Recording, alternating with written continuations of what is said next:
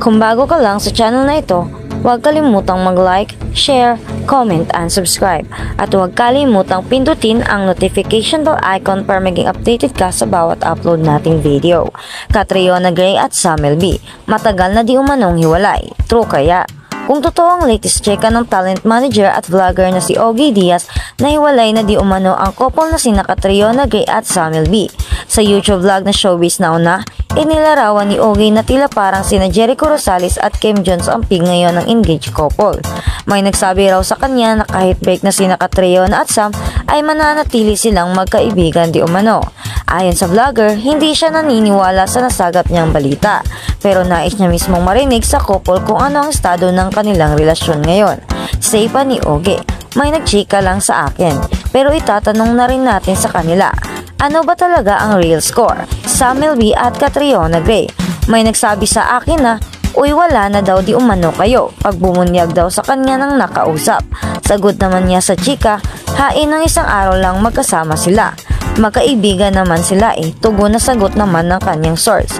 Sa katunayan nga raw ay hiwalay na ang dalawa noong nagdiriwang ng birthday si Catriona noong January 6, patuloy ng talent manager. Sabi daw niya, nung birthday ni Catriona Gray ay wala na sila at nandoon na lang daw si Sam pero sila raw ay magkaibigan na lamang. Kaya sabi ko hindi ko alam yan, baka iniintrega mo lang yan. Dagdag pa ng vlogger.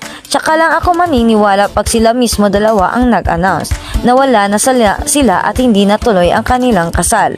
Kasunod niyan, ang chika rin ni Ogie yung time na nagkita sila ni Catriona sa isang event at tila tinatago raw di umano ang isang kamay para hindi makita kung may suot na singsing ba ito. One time, sa isang event, nakita natin si Catriona na nakaganon. Say ng talent manager habang dinedemonstrate kung paano tinatago ng beauty queen ang isang kamay. Sabay, ani pa ni Ogie, hindi niya pinapakita daliri niya. Sabat naman ni Diyosa Poco at nagmamanman ka na tita Ogie. Sagot naman sa kanya ng talent manager, hindi. Syempre, na-curious ako na parang walang singsing. Tugon naman ni Mama Loy sa kanya, wala kang nakita. Sambit ni Ogie naman, sana meron akong nakita, sana malabo lang talaga mata ko. Yun nga, medyo nabahala ako kasi gusto ko sila. Bagay talaga si Sam at Catriona. Sana andun tayo sa nakalimutan lang isuot yung singsing at tuloy pa rin ang kasal.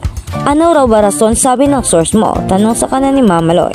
Sagot ni Ogie, sabi sa akin, parang ang rason daw ay na-realize daw ni Sam na hindi pala siya handang magpakasal. At dito na rin sinabi ni Mama Loy na may nagchika sa kanya na ilang buwan nang hiwalay sina Catriona at Sam. Parang tumutugma yung sinasabi mo isang message sa akin from Australia na yun nga daw, wala na si Catriona at Sam. Wika ng kasama ni Ogie. Patuloy niya pa, parang may nagkwento sa kanila na close sa family ni Catriona na yun na nga daw, matagal nang hiwalay sina Samuel B at Catriona Gray, ilang months na daw. Tapos parang ang rason naman ng paghihiwalay is may nag-fall out of love, hindi daw alam kung sino sa dalawa. Bandang huli ay napag-abot ang mensahe ni Ogie sa mga manonood at nilinaw na pawang mga chismis pa lamang ang nasasagap nilang kwento mula sa kanilang sources. Since yan ay mula sa aming mga sources na hindi naman namin sinasabing credible sila o reliable sila, pero may mga connect sila sa family. So hindi natin alam kung ito'y totoo, kung sila ay iniintriga lang. Lahat niya pa. Ani pa ng vlogger, basta ang importante, let's all wish them the best, yun lang. At ngayon, abangan na lang natin sa susunod na video kung ano talaga ang totoo, kung hiwalay na nga ba o hindi pa.